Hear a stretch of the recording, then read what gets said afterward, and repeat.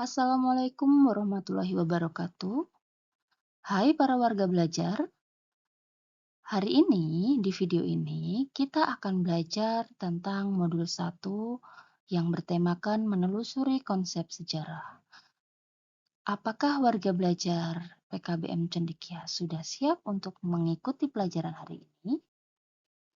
Jika sudah siap, mari kita mulai pembelajaran pada hari ini dengan mata pelajaran Sejarah Indonesia. Pada modul pembelajaran kali ini yang akan saya bahas dalam video pembelajaran ini, yaitu akan membahas tentang modul 1 unit 1 tentang pentingnya belajar. Kira-kira kalian sudah tahu belum apa pentingnya belajar itu? Apakah kalian merasa belajar itu penting untuk kalian? Mari kita pelajari hal tersebut di video pembelajaran kali ini. Ya, dalam sejarah, mengerjakan pengalaman dan kebajikan terhadap umat manusia.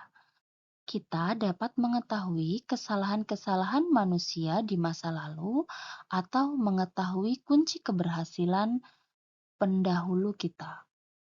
Mengetahui kelemahan dan kekurangan di masa silam berguna agar kita tidak mengulanginya di masa sekarang dan masa mendatang.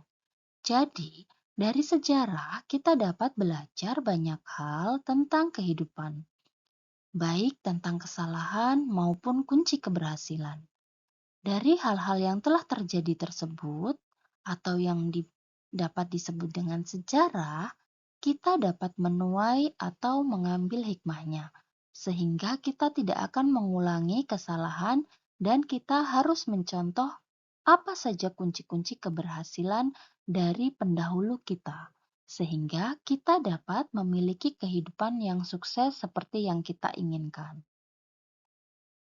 Pada masa penjajahan Belanda, banyak para pahlawan berperang melawan Belanda. Saat itu, Belanda menggunakan politik pecah belah, mengadu domba antar anak bangsa, sehingga pejuang para pahlawan belum berhasil. Hal inilah kemudian dijadikan pengalaman oleh bangsa Indonesia ketika mengobarkan perang kemerdekaan melawan penjajah pada tahun 1945. Bangsa Indonesia bersatu, berjuang, dan berperang secara serentak di seluruh Indonesia. Bersatu kita teguh, bercerai kita runtuh. Menjadi semboyan kita hingga saat ini. Inilah salah satu contoh pentingnya belajar sejarah. Dari contoh peristiwa tersebut, kita perlu belajar sejarah karena sejarah mengajarkan kita untuk tidak mengulangi kesalahan yang sama. Sejarah yang ada tidak hanya tentang kebaikan, tetapi ada juga keburukan yang ada. Maka dari itu, kita harus mengambil kebaikan dan menghilangkan keburukannya. Dari penggalan tersebut bisa kita ambil hikmahnya jika dalam sejarah itu tidak hanya kebaikan saja yang diceritakan, tetapi ada juga keburukan. Nah, dari sejarah yang telah berlalu tersebut, contohnya sejarah Indonesia tersebut, Belanda dulu pernah memiliki strategi politik pecah belah dengan cara mengadu domba para anak bangsa sehingga kekuatan mereka pun untuk melawan para penjajah pun terpecah belah, sehingga akan sulit untuk meraih kemerdekaan. Dan pada saat itu pun, para bangsa Indonesia belajar dari sejarah yang telah mereka lalui saat berperang melawan Belanda.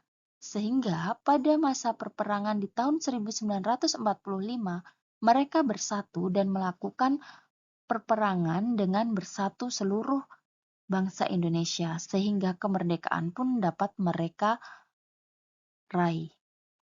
Nah, dari penggalan tersebut, sejarah menceritakan hal yang tidak perlu kita lakukan lagi.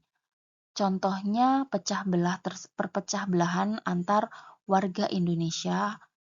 Hal tersebut merupakan sejarah buruk Indonesia. Dan dari sini kita dapat mengambil sejarah yang baik, yaitu dengan bersatu. Dengan bersatu kita dapat meraih kemerdekaan kita secara bersama-sama. Nah, hal tersebut pelajaran yang dapat kita ambil bahwa kita harus bersatu. Seperti semboyan yang kita gunakan hingga saat ini. Bersatu kita teguh dan bercerai kita runtuh. Oleh karena itu, kita harus belajar sejarah agar kita dapat mengambil hal yang baik dan menghilangkan hal yang buruk untuk mencapai kesuksesan yang kita inginkan. Nah, masih ingatkah kalian sejarah-sejarah di Indonesia selama ini? Masih ingat sejarah bagaimana bangsa Indonesia untuk merebut kemerdekaan? Dan masih banyak hal peristiwa sejarah yang ada di Indonesia. Selain peristiwa sejarah, juga ada beberapa peristiwa fenomena yang dapat kita ambil untuk kita pelajari. Fenomena apa saja yang ada di Indonesia yang perlu kita pelajari dan kita ambil hikmahnya dari fenomena-fenomena tersebut. Fenomena yang pertama yaitu fenomena ikan lohan. Masih ingatkah kalian? Sekitar awal tahun 2000, kita masih ingat ikan lohan menjadi ikan yang paling populer. Jika sebelumnya ikan yang dianggap mahal adalah arwana, lohan menggantikannya sebagai primadona. Ikan akuarium saat itu. Harganya pun tinggi, dari yang ratusan ribu bahkan sampai ratusan juta. Selain benjolan nonong di kepala yang tampak unik, konon yang membuat mahal itu corak pada tubuh sisik. Ikan lohan yang bisa membuat aksara tertentu pada sisiknya. Fenomena ikan lohan lambat laun menghilang diganti sebuah tanaman.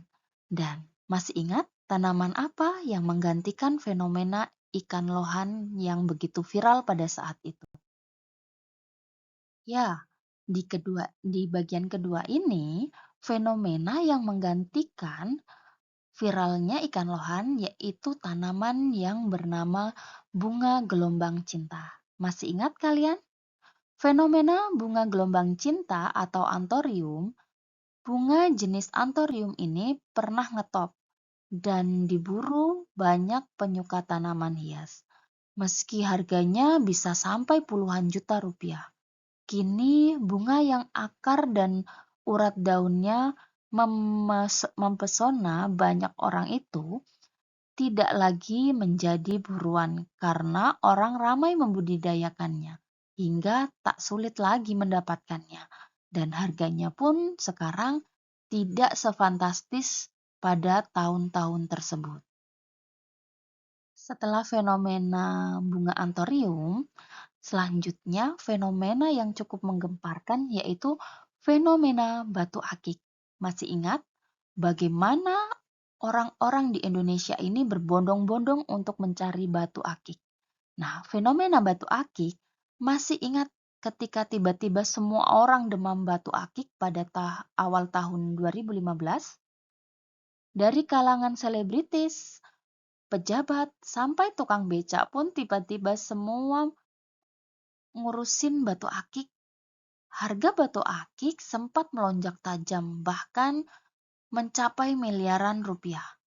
Namun tidak lama setelah Lebaran tahun 2015, mendadak batu akik tidak terlalu banyak diminati lagi.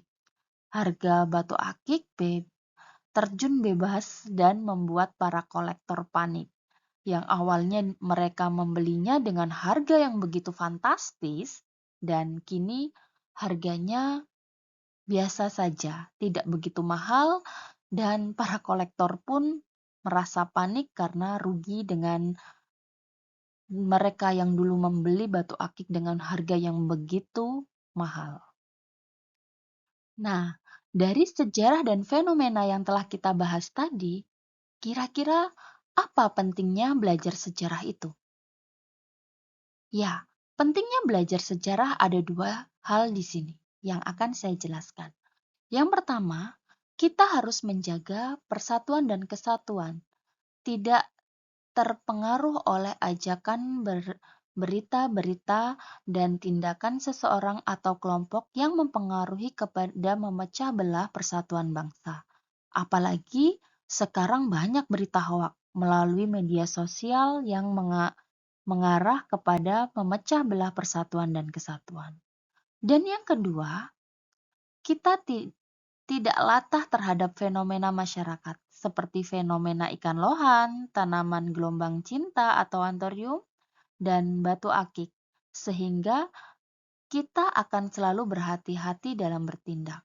Bayangkan ketika kita mengikuti fenomena tersebut dan kita berbondong-bondong untuk membelinya dengan harga yang mahal dan sekarang harganya terjun drastis dari harga yang awalnya mencapai miliaran rupiah. Bukankah kita akan merugi? Nah, dari sejarah itu kita harus mengambil hikmah apa yang harus kita lakukan ketika kita menghadapi keadaan-keadaan tersebut.